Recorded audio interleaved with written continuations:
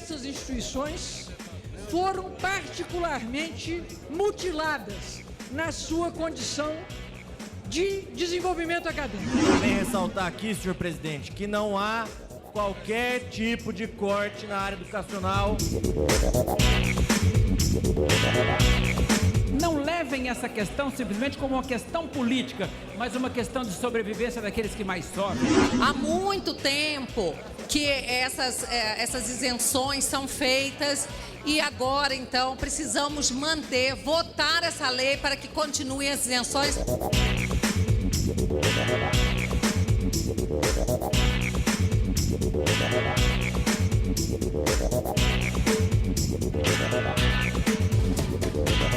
Apesar das votações da semana, o que mais gerou debates no plenário foi o contingenciamento feito pelo governo federal nos recursos da educação.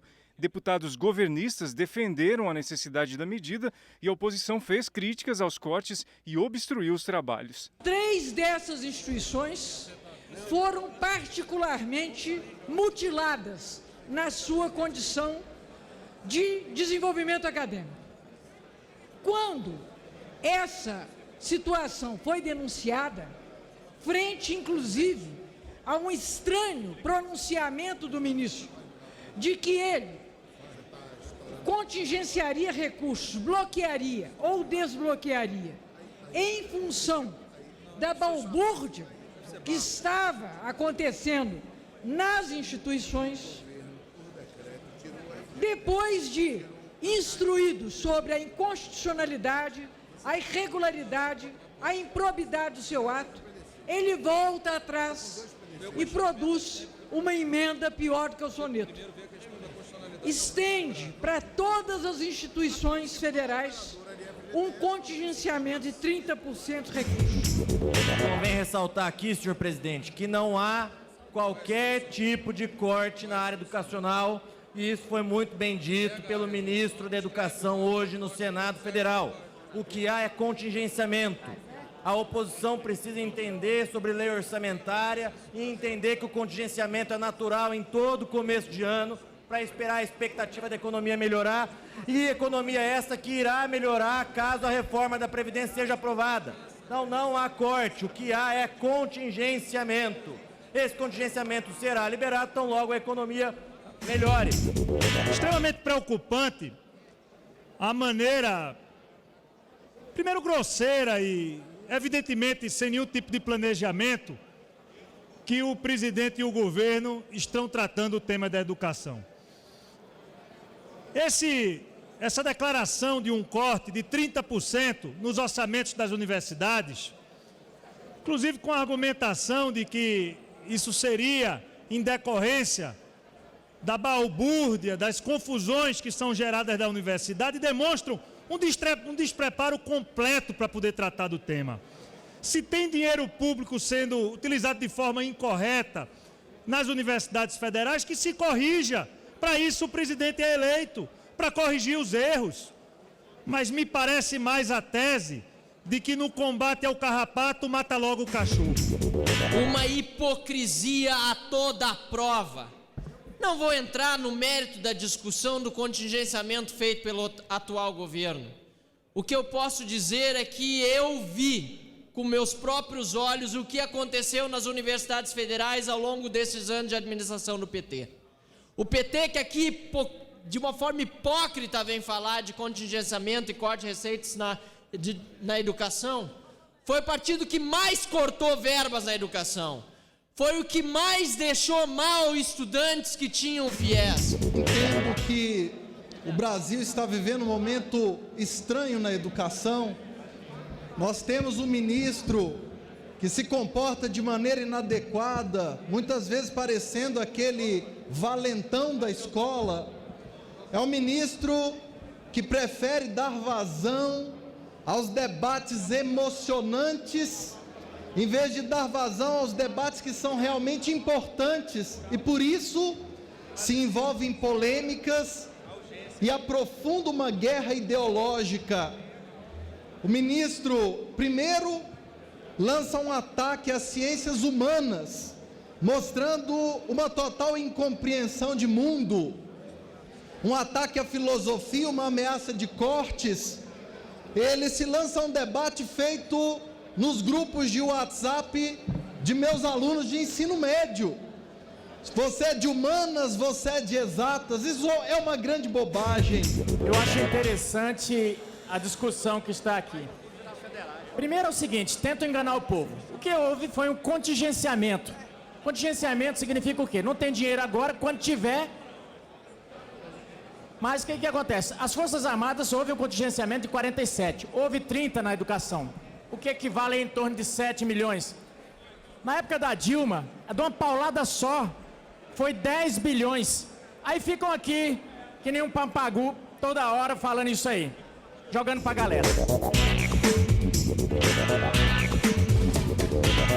Outro tema político muito debatido no plenário foi uma referência do escritor Olavo de Carvalho ao general Eduardo Vilas Boas, ex-comandante do Exército Brasileiro. Parlamentares da oposição e da base do governo reprovaram as falas do escritor. Em nome da bancada do PCdoB, manifestar aqui nosso repúdio a ataques de caráter inqualificável, com uma linguagem absolutamente inapropriada para qualquer tipo de debate, um ataque que ultrapassa de longe qualquer conteúdo político, a solidariedade humanitária ao grande brasileiro que se manifestou e se revelou até então o general Vilas Boas.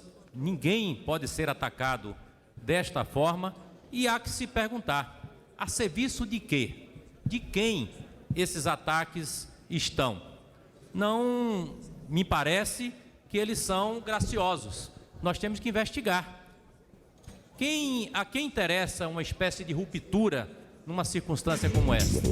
A bancada do Movimento Democrático Brasileiro na Câmara dos Deputados manifesta solidariedade ao general Eduardo Dias da Costa Vilas Boas, comandante do Exército Brasileiro entre fevereiro de 2015 e janeiro de 2019. Vilas Boas tem enormes serviços prestados à nação. Durante este período, destacou-se por sua serenidade e compromisso com os valores democráticos em meio à difícil crise econômica e política pela qual o país passou. Com o Exército sob o comando do general Vilas Boas, o Brasil realizou uma eleição geral pacífica em 2018, apesar do clima recrudescido pela disputa política. É por esse motivo que devemos, sempre que possível, ouvir sua voz. Ela é indubitavelmente a voz de um democrata. Quero aproveitar, hoje é o dia da vitória. É o dia em que nós comemoramos a expulsão do nazismo, quando derrotamos o nazismo. E nesse dia da vitória, eu quero aqui prestar minha homenagem, a minha solidariedade ao nosso general Vilas Boas, que foi covardemente atacado pelo tarólogo agora, não só astrólogo tarola, Olavo de Carvalho. Foi uma atitude covarde. Em meio aos debates políticos, o plenário aprovou um projeto de lei complementar que mantém a isenção de impostos para instituições beneficentes e templos religiosos. O benefício será mantido por mais 15 anos. E a oposição também obstruiu esta votação por causa dos contingenciamentos nos recursos das universidades federais e pediu a retirada de pauta. A proposição agora de retirada de pauta por 2 dias desse PLP não me parece conveniente diante da necessidade de prorrogarmos esses benefícios concedidos às entidades religiosas. Há muito tempo que essas isenções são feitas e agora, então, precisamos votar essa lei para que continuem as isenções, já que não existe mais a cláusula de unanimidade para que o CONFAS autorize esses convênios com as isenções.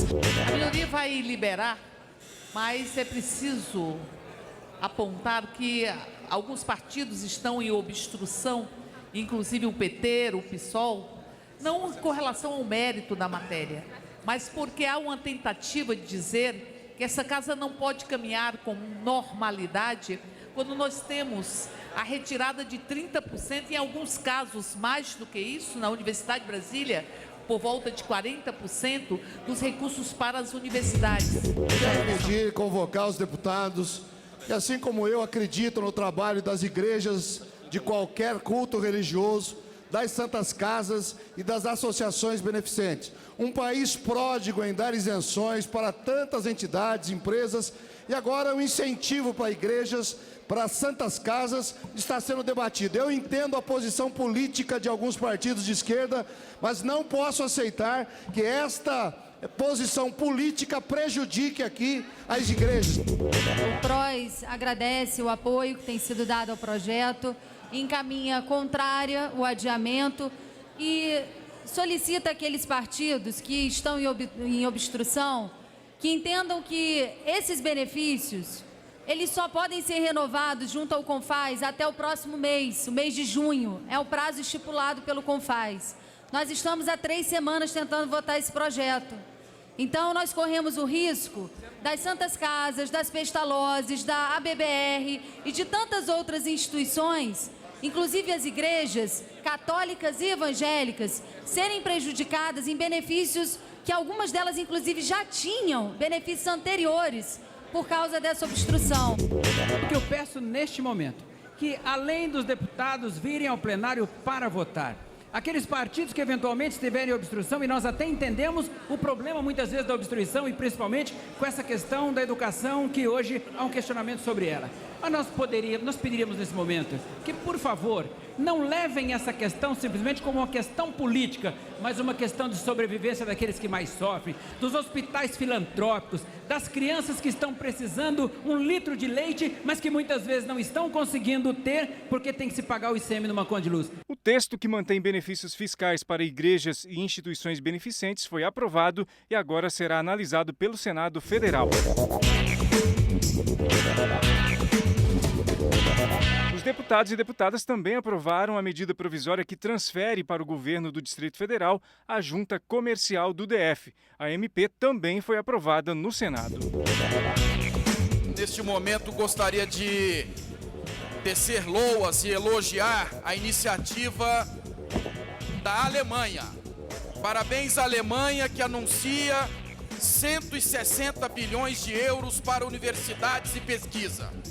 O valor significa aumento médio anual de 2 bilhões de euros nos investimentos em ensino superior e centros de pesquisa durante o período de 2021 a 2030. Diz a ministra, estamos garantindo a prosperidade de nosso país. Parabéns, Alemanha! Temas de interesse nacional debatidos em plenário, a reação e propostas dos deputados, fatos e opiniões. O município brasileiro que lidera o ranking de excelência entre as escolas do país, com os melhores resultados no IDEB, topou o desafio de submeter a qualidade do ensino em suas escolas ao exame aplicado pelo Programa Internacional de Avaliação de Estudantes PISA. Falo de Sobral, no Ceará, que em 2017 foi avaliado com a metodologia PISA, que mede o conhecimento e a habilidade dos alunos de 15 anos em leitura, matemática e ciências.